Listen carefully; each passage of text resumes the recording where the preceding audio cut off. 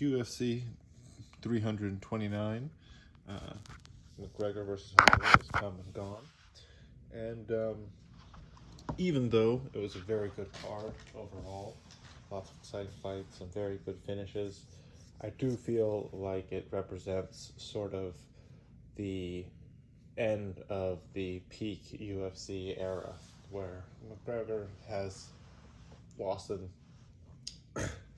just a devastating fashion, I think, in a way that takes away what remaining star power he had left and whatever hope, fans could imagine him still achieving victory. He lost all his Irish fans, and all the casual fans, I assume, will leave as well, because he hasn't been able to give them anything in a very long time. And Conor McGregor, in many ways, has always represented the peak of what a UFC star could achieve. No UFC star has ever made as much money or been as famous.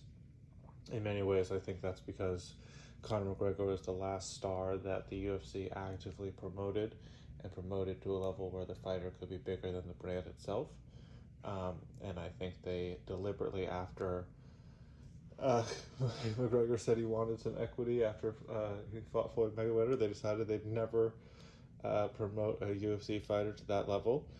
And they haven't. I mean, even the fighters that they've sort of gotten behind, Sean O'Malley, Joe Pyfer,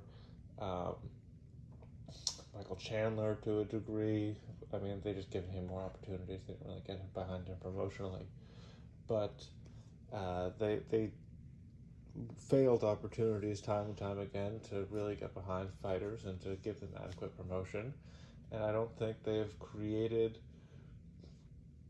a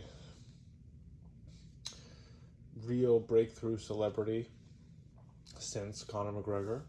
The closest they've gotten is probably,